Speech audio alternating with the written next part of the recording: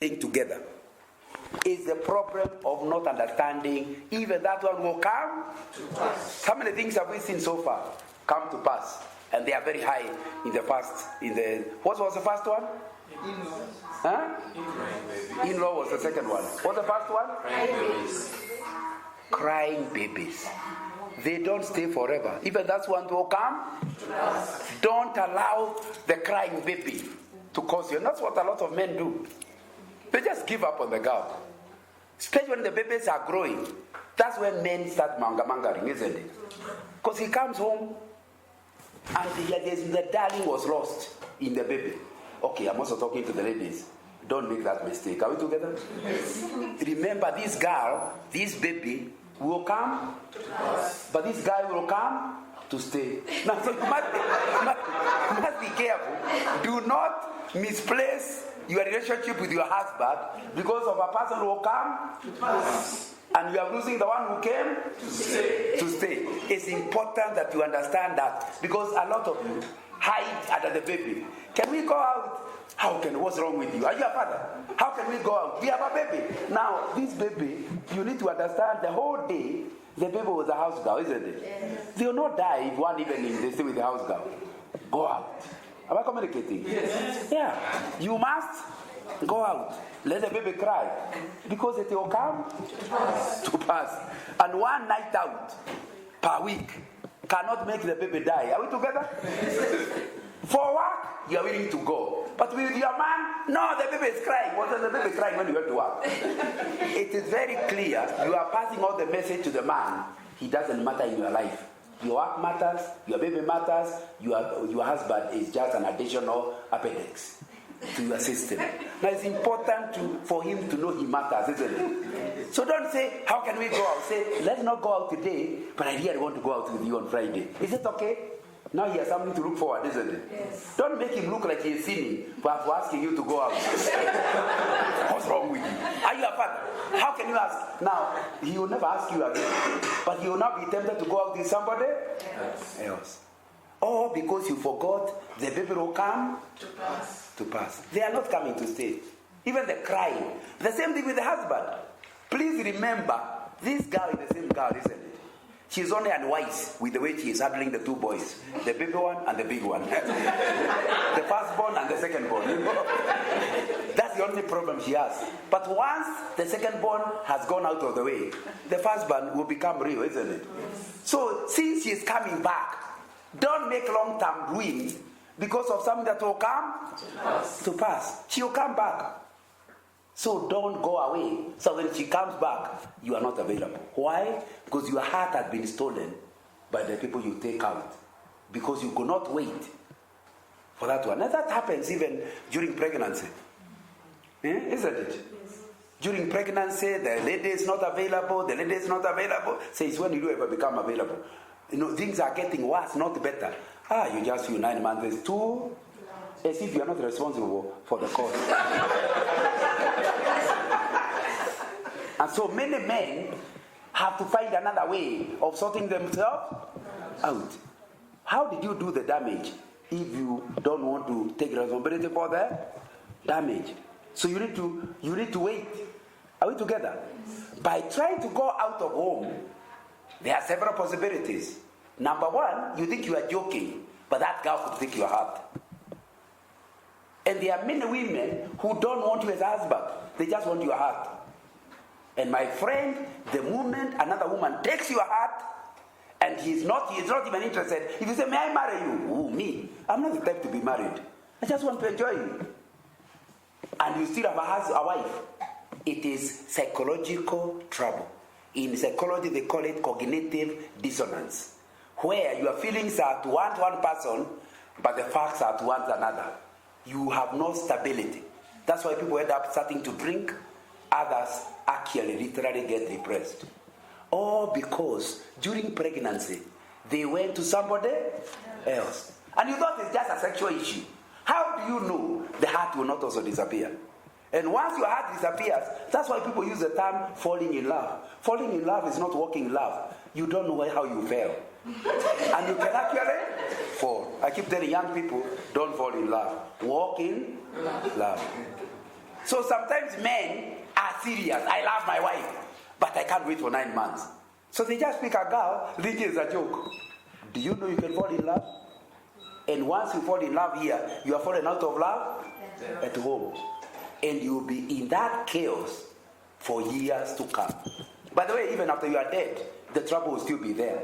Because the child you got during those 9 months, and with a mgango wa kando, once you are dead, they reappear. You have seen it in the newspaper? And it only happened because you are unwilling to wait for 9, and yet even 9 months will come to pass. So that concept is a very critical concept because it allows you to wait. It allows you not to commit suicide. Because you know the problem will happen. Because sleeping out is actually called marital suicide. You can't sleep out without trouble in your own marriage. She may never discover. But you know it's not important for you to discover. You know. That knowledge, you suffer for it. And yet you keep asking.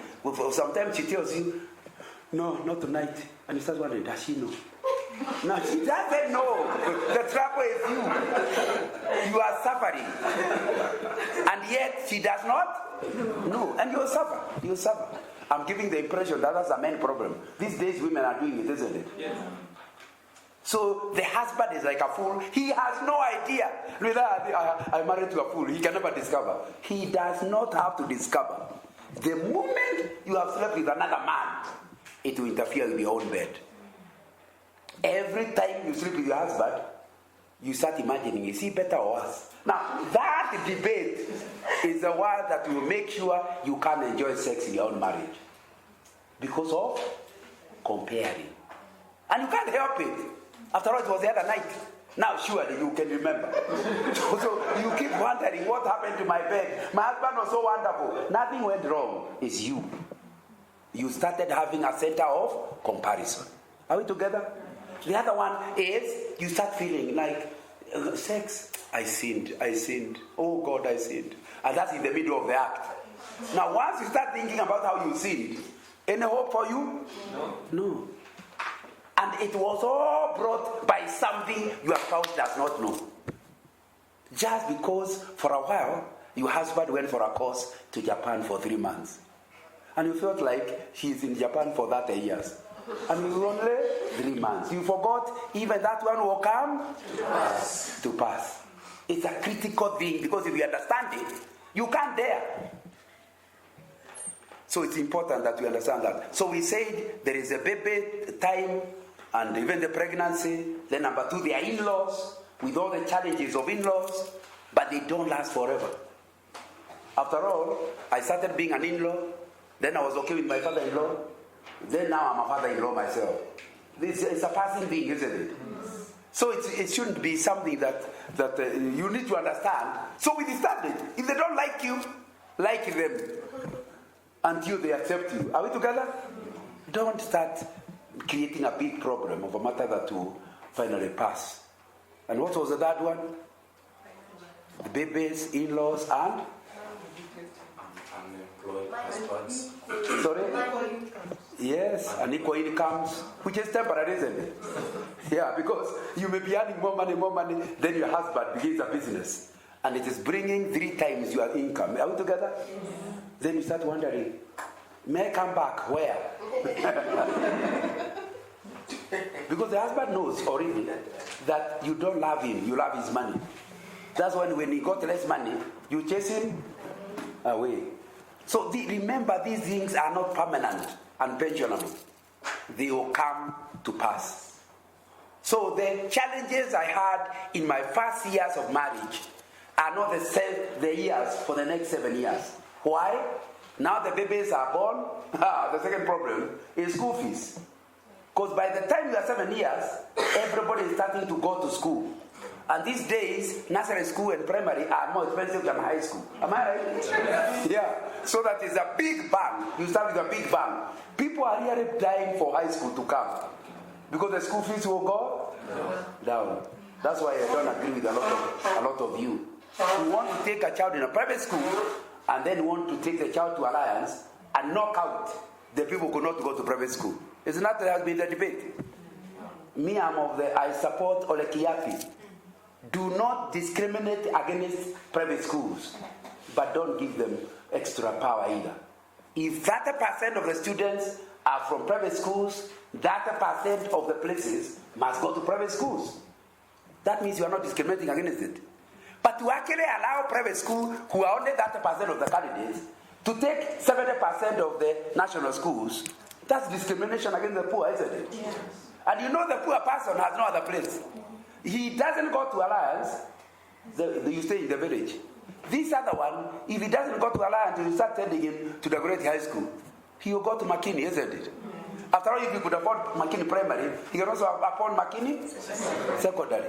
No, but the point is, that comes in the next 7 years, when we are struggling with the school fees. You also start struggling with the challenges of your children having to have a voice. That's the next 7 years. By the time they are 14, trouble has entered. But these are still people you can pinch, people you can correct. So although they are difficult, they are correctable. Are we together? Yes. Those are the next 7 years of marriage, when the children are not being born, but they are being brought up. Finally, you go to the third 7 years, 14 to 21. Your children are in that dangerous place called teenage. Are we together? Yes. That brings a totally new thing. Your children have always asked you, you told them jump. They will ask, Papa, how high? Now you tell them jump, they say why. The first time your son says why, you feel like he's rude. He's not rude. He's just inquiring. And sometimes some of us beat children for nothing. The boy has said nothing wrong. He simply wanted to know, why am I jumping? Because he has reached a level to understand. Instead of explaining because father has said, that's not a reason. You can't tell somebody to jump just because the father says. Give me a proper reason why I must jump. That age as a parent is a terrible parent. Sometimes children are ruined for life. And let me tell you the problem. The problem is when children are in teenage, the marriage is also in teenage. Are we together? It's called midlife crisis. Because both are in teenage. And they behave exactly the same way. The marriage behaves exactly like you are seeing a child. Who is a teenager? A teenager is a person too old to be a child, but too young to be an adult. You tell the teenager, you must not come after 7 o'clock. But Papa, I'm an adult. How can you tell me that? Then you say, sorry. Next holiday I'm giving you no pocket money. You must work to earn your pocket money. But I'm a child. Now make up your mind. Are you a child? Are you an adult? That's the idea of being teenager. They don't want to be treated as children, and they don't want to be treated as adults. But you are married in exactly the same thing. It's not my talk today, but maybe another time we need to do this, because you are not there yet. But I need to prepare you, isn't it? The trouble with marriage is that during that first 14 years, you kept hoping. If it's a wife, she knew that the husband has a certain mannerism she doesn't like. But she says, when I get this guy, I will straighten him. The first 7 years, she is still trying, isn't it? The next 14 years, she is starting to give up. By 14, she gives up. I'm in trouble. I'll stay with that man for life. Like this. Now you need to understand, that's the beginning of midlife crisis. When the woman gives up on never changing the man. Because there are certain things she never liked. But now she knows, this guy will never change. You start seeing her getting annoyed by very small things. You wonder why. It's because she has given up. Earlier, you know, for example, she married a poor person, but she knew that wealth is in the hands of the man. 7 years, he's still trying. Another 7 years, grace period. By 14, she knows this guy is going nowhere. My husband is going nowhere, and he's taking me there also.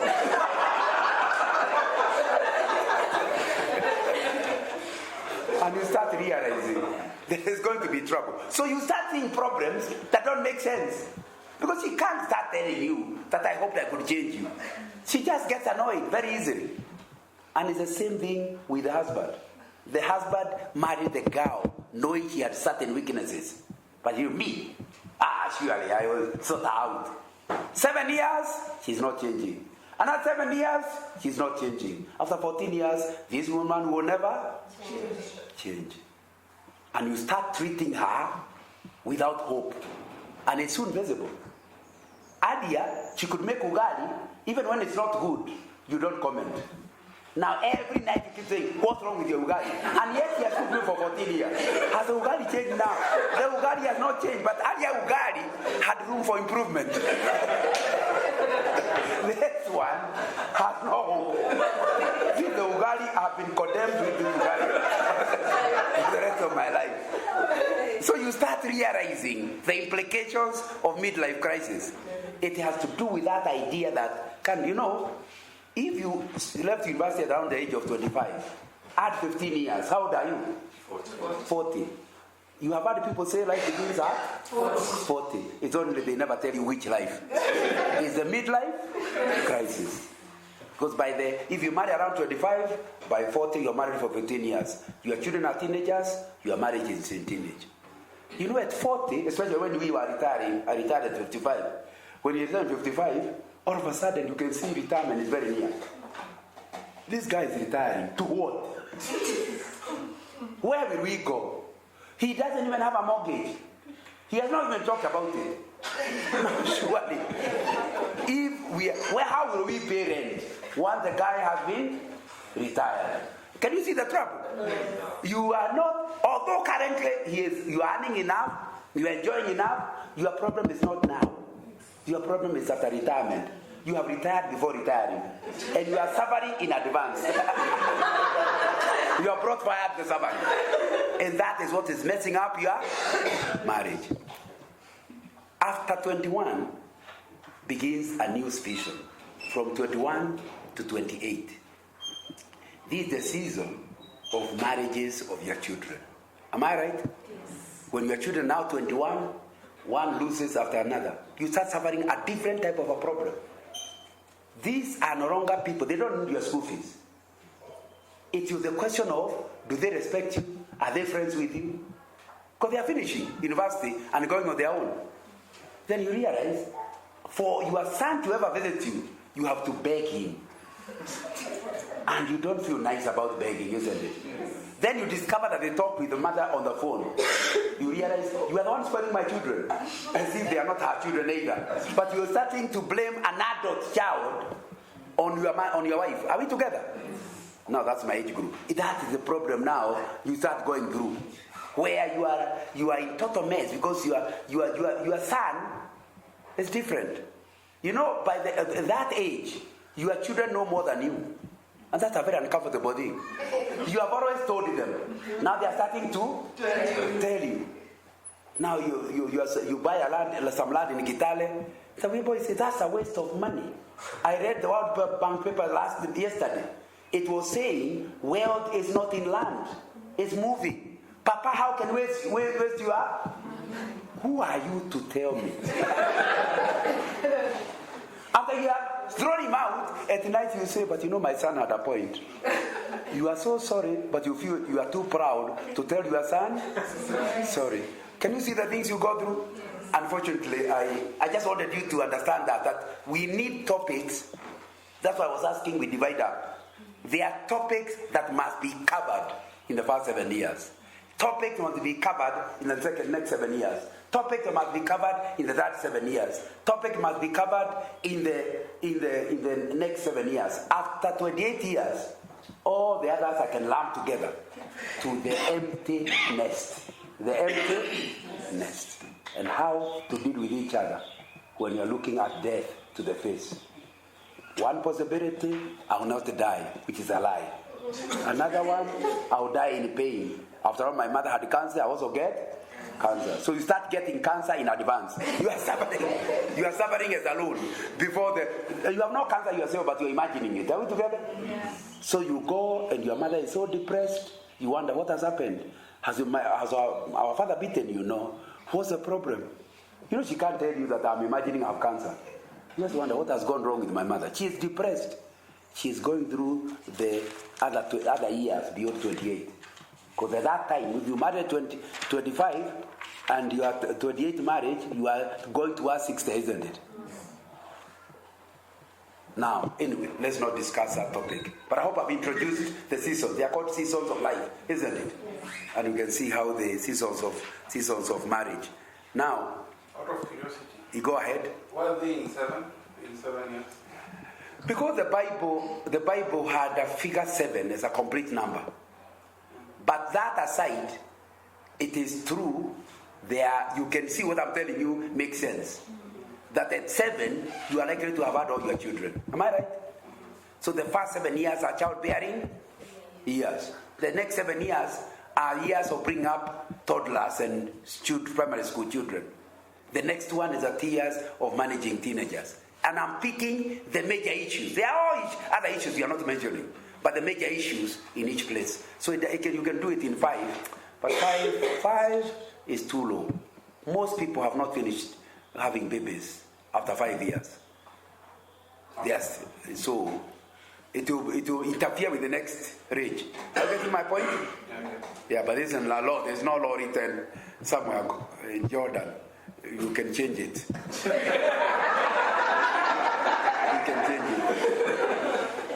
But does it make sense? Yes. Are you seeing there is something that changes? Yes. Yeah. Okay, anybody else with a question before we go to my discussion about opening your heart to one another if you want marriage of quality? That's what we will be discussing for the next 2 sessions. Any question about the seasons of marriage? Okay. I want us to